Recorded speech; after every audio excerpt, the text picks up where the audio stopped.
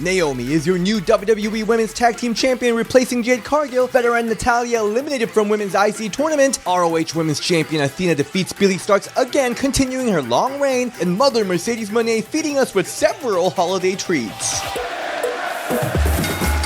Welcome everyone to Ring the Bell. This is DS and this is your Women's Wrestling Weekly. Probably the last one of the year because I'll be in Puerto Rico next week. But for the end of the year, we got the Women's Wrestling Fan Awards video coming up. It's going to be super fun party time, so subscribe if you haven't yet, and let's jump right into SmackDown. So we got this huge WWE Women's Tag Team Championship match. WWE Women's Champion Nia Jax and Candice LeRae teaming up to challenge Tag Team Champions Bianca Belair and Naomi, who's stepping in for Jade Cargill, who's injured. And I love the backstage segments before the match. So we first saw Candice LeRae continuing to create rift between Nia and Tiffany, telling Tiffany that she does not need to be out there for the match and can stay back to plan the championship celebration. Candice is so conniving, so good at this role. And then we see Naomi talk about how she has Bianca's back as always, and when Bianca hands her the title to hold during entrance, Naomi's like, I'll only hold it when I earn it by defending the titles. I love this. By the way, Bianca and Naomi in the zebra look, heck yeah. Oh my god, especially Naomi looks so good with the zebra hair. I love the match. I love how both teams came prepared with some really cool tag moves, and then Nia was busted open bleeding after headbutting onto the ring post. Ouchie. And at the end, Nia tells Tiffany, who came out regardless of Candice, to hand her the briefcase to use it as weapon, but Tiffany hesitates and they got caught, yelled by the referee. And using this distraction, Bianca takes out Nia outside and Naomi pins Candice with split-legged moonsault, defending the title. And with that, Naomi is our new Women's Tag Team Champion with Bianca Belair. Love this for Naomi and Bianca, and I really hope this can turn into some really good storyline heading into WrestleMania. Maybe a big three triple threat match. I'm satisfied. By the way, I love Nia's banter as always. Also, I was kind of shocked that our inaugural Women's US Champion Chelsea Green was missing from this episode, but I remember that the show was actually filmed last week, so I guess that makes a little more sense. And with the news of SmackDown apparently going 3 hours soon, I think there will be tons of time for Chelsea to do what she does always, slay the boots down. Heading to Raw, it was pretty short and devastating, at least for me, because we got Natalya versus Alba Fire versus Mystery Person for the first round of the Women's IC Championship Tournament, and this happened because PFC took out Kyrie last week. Yeah, Damage Control is always controlling their damage because their members are always attacked left and right. And the mystery person was Io Sky, and I was like, wait a minute.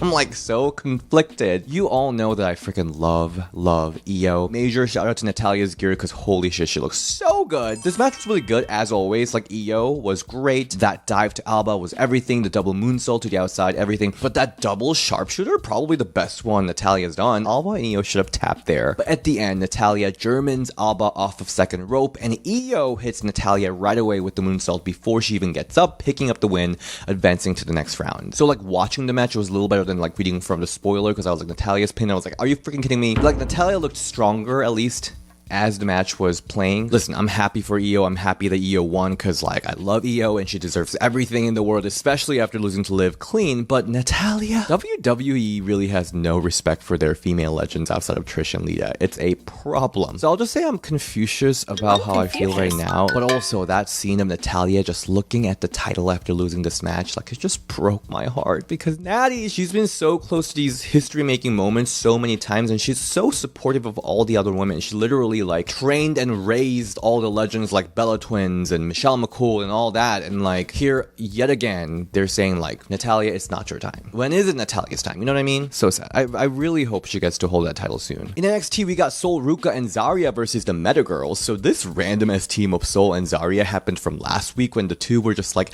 discussing how thrilling it was to be in that Iron Survivor match and backstage just chilling and everything, and I'm like, okay. Lash and Jakara continue to look so freaking good, and I honestly feel like it's almost a mistake pairing Zarya with Lash in this match, because damn, Lash was towering over Zarya too. And let me be super honest for a second. Let me keep it 100 with you. I am not really feeling this booking of Zarya. She came in looking so badass, like unstoppable force with that crazy overexposed lights, the superhero teasers, the F5. It was just so cool. But here, she couldn't even suplex Lash properly, and she's in the babyface team up with the Surfer Girl. I'm like, I think it kind of killed the hype. But really, Lash is that queen. situation. She easily throws around Zarya here. But again, this is booking, not Zarya. And that one spot was really everything. Soul jumping off of Jakara's back while Zarya was holding her onto Lash on the floor. That was freaking awesome. And Zarya press slams Jakara over the top onto Lash on the floor. That was really, really impressive. And at the end, Meta Girls take out Zarya outside and hits Lashing Out on Soul for the win in an impressive 12-minute match. That was a really great match, Stratified. But yeah, I need Zarya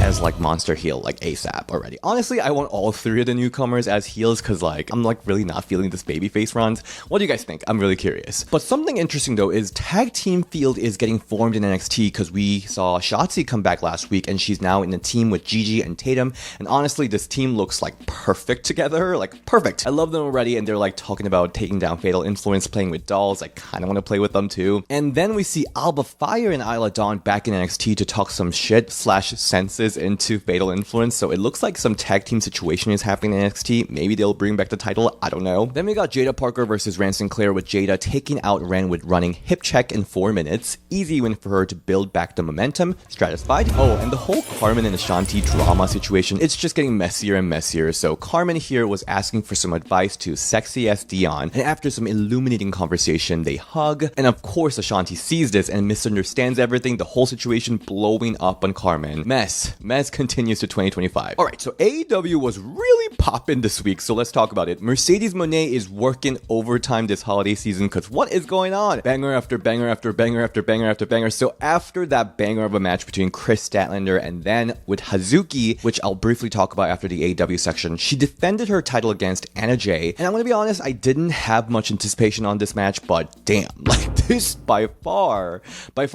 is my favorite Anna Jay performance of all time. She definitely brought it here. But I also really hope she hugged Mercedes really hard backstage because Mercedes helped immensely making this match feel like a fight. And that like fight kind of nature is always something I kind of wanted more from Anna Jay. The way Mercedes sold that backbreaker from Anna, like, whew, that was some Mercedes magic. By the way, I have to talk about Mercedes' gear here because I thought it was really cute. Tons of geometric layers and the huge fur boots was a moment. And it also has a shade of her earlier gear against Kairi in New Japan Pro Wrestling, so I really liked it. Anyway, back to the match. Even Anna's kicks, she's laying them in so hard. Anna hits Gory Bomb on Mercedes, but Mercedes barely escapes with the hand on the rope. That was a great moment. And then Mercedes bites Anna Jay's arm to get out of the Queenslayer. Like, those little details make her so freaking good. She's fighting for her life. And at the end, Mercedes hit double knee on Anna, followed by Moneymaker for the win. They gagged me for sure. This was such a good match. See, Mercedes is a star maker for a reason, and this is yet another exhibit of that. Stratified. What a great Christmas gift for Anna, right? Then on Rampage, we got Willow Nightingale versus Harley Cameron, so we know that Willow is going to be representing AEW in Tokyo Dome at Wrestle Dynasty, so she's definitely not losing here. But Harley continues to be really entertaining. She's definitely one of the most improved of this year. But again, Willow's winning here, and she defeats Harley with the Babe with the power bomb. But post-match, she's attacked by Penelope Ford, and Harley team up, I guess the new alliance. But Chris Statlander runs out for a save, and things are a little awkward between her and her former best friend Willow, and the crowd was chanting, "Hug it out," because we all remember Chris betrayed Willow earlier this year. But Chris isn't ready to go there yet, so she steps away, and she is in the shy girl era. I love it. She like later crashes Willow's interview and tells her like, "Good luck. That's all I can say now," and leaves. It's like such shy girl coded. I love it. I'm really liking it. So this was a fun match. Stratified. And apparently Rampage is going away soon, so we'll see what happens with that. And on Collision, we saw Chris Statlander versus Penelope Ford match. This match was actually so good. Finally, someone can entertain Penelope's moveset. That back and forth from Penelope Matrix to Stunner and jumping Poison Rana was everything. Like, this is what I always knew that Penelope can do, but thanks to Statlander, they were able to do it. And then at the end, Statlander avoids Ford's moonsault, and she like takes her on a freaking flippy flop tour with back-to-back Germans, and finally finishes her off with Saturday Night Fever. So freaking good. Like, this is a match Penelope needed, and Statlander is just so freaking good as always. And post-match, Mercedes Moné comes out to accept Statlander's challenge for the TBS Championship rematch at World's End. So yeah, she's really out here messing up all of our end of the year awards, creating all these last-minute match of the year contenders. I'm not complaining. I'm stratified. again, I'm so happy for Penelope that she had this match. And also in Collision, our AEW Women's Champion Mariah May is interviewed about having a Tijuana street fight match against Thunder Rosa at AEW World's End, and she goes to insult Thunder Rosa's dad, which prompts Thunder Rosa to pop out of nowhere to attack the champion, and they brawl all the way from backstage to the ring with security pulling them apart. That was a really, really good brawl, and I'm really excited about this match because we all know that Thunder Rosa, the rise of Thunder Rosa was with these like intense street fight cage match situations, so it's gonna be good. And the problem with the Mariah May reign is like we're all just waiting for like eventual Toni Storm match, but this build actually has been so short but like really, really good, so I'm here for it. Speaking of Tonti time, we also saw Toni Storm continue her Amnesia tour. So she does a portrait of a rock star talk show with RJ City, which we learned that she doesn't remember anything about Timeless or winning championships, but she's acting like she just arrived in AEW. But it's not like she's stuck in time, like she's not stuck in 2020, whatever, because she still knows Mariah May in AEW. She also like knows Mercedes as Mercedes, not as Sasha. And then in Collision, she goes to introduce herself to Taya and Diana's like, cut that shit. You literally have a matching tattoo with me. Don't act like you never met me. So Diana's like pissed off about this bullshit. So she's like, you know what? You're gonna have a match with Taya. So that match is booked for future. Okay, so even though this match happened a little bit more than a week ago, let's talk about the New Japan Pro Wrestling Strong Style evolved really quickly because the main event, Mercedes Moné versus Hazuki, it was like 26 minutes of non-stop action. Like everyone was telling me that I have to watch it, and Meltzer was like saying like, not that I care about his like opinion that much, but Meltzer was saying it was like the best match ever in North America. So I was like, let me check this out. It did not disappoint. It's like really tough to get people invested so thoroughly, given that two didn't really have any build between this match. And like me, a lot of the North American audience are not fully aware of Hazuki's character. So for them to draw everyone in the crowd and all of us watching from away, really drawn to them, is like basically the pure power of storytelling inside the ring. And of course, Mercedes' facials are always top notch. The pace of the match was insane. I love the triple dive to the outside, and Mercedes'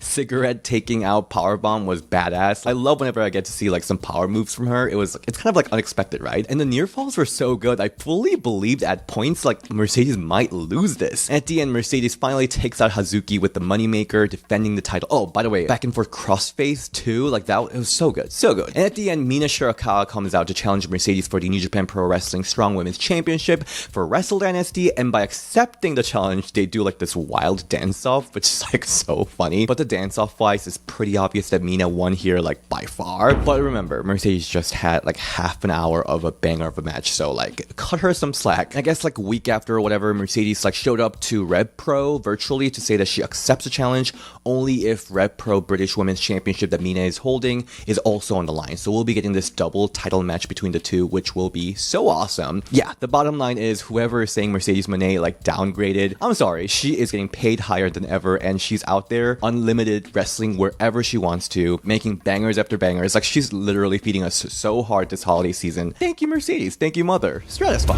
Lastly, I want to quickly talk about the ROH Final Battle main event match. So we got Athena, the longest reigning ROH Women's Champion, versus Billie Starkz, and Athena looked so incredible here, by the way, with that two-face look. So it's interesting because the story heading into this like basically ROH's WrestleMania main event, it was kind of similar to the last time they clashed at Final Battle. The young minion Billie Starkz fighting back to abusive Overlord Athena, leading to the championship opportunity. Basically same thing, but of course this time Billie was the inaugural TV champion for ROH and everything, so she should have better chance finally defeating the dictator Athena. I can tell you this, their match was incredible. Athena's facial was like always very good, but this time even better because that makeup was so dramatic, and the amount of abuse that Athena is putting Billie through is like always like wild to see. Athena's intensity is always like whole another level. Anyway, at the end, Athena dives to both Billie and referee, laying the referee out, and the champion uses this opportunity to strike Billie with the mic, but Stark kicks the mic off of Athena's hand with this like really great audio, and then hits Athena with the one-winged angel, which was really, really cool. But Athena kicks out of this, and Athena drives Billie into the exposed turnbuckle, well, kind of, and hits her with O-Face for the win, continuing her like 700 plus days of reign. Again, heck of a match between the two. The chemistry they have is undeniable. The story is amazing. But damn, the booking decision to have Billie lose 2 final battles in a row, it's like losing 2 WrestleManias in a row, is honestly a little baffling, right? And I know it's not the performers who's who's booking the reigns, but it's so ironic how Athena, who as Ember Moon was personally hurt booking-wise by never being able to defeat Asuka during her long NXT Women's Championship reign, is now doing the same thing to Billie Starkz, continuing the long reign without giving her the crowning moment. And of course, Billie Starkz, everyone's like really behind her, but like if this just continues for a long time, like crowd gets kind of tired. I'm just gonna say like Confucius here, because literally who are they planning to have Athena drop the title to? If it's Mercedes Moné, I'll be honestly, like, that's gonna be like literally the same thing, literally parallel to Asuka losing to Charlotte. Guess what? Charlotte doesn't need it. Mercedes does not need it either. So that is it for this week's Women's Wrestling Weekly. It was another really busy week because we just filmed the awards results video with Paloma and Moxie, so that will be coming out next week. I hope you guys really enjoyed the Shelly Martinez Ariel interview that came out. The reception has been so good, so I'm so proud of it. Shelly herself is really enjoying it, so thank you guys. And I just also caught up with Giselle Shaw over the weekend in Chicago at Freelance Wrestling. That was also a fun conversation, so we got some episodes to go through. So get ready, subscribe already, and if you want to follow me on social media, you can find me at DSN on Instagram and Ring the Bell DS on Twitter, and I'll see you next time. Bye!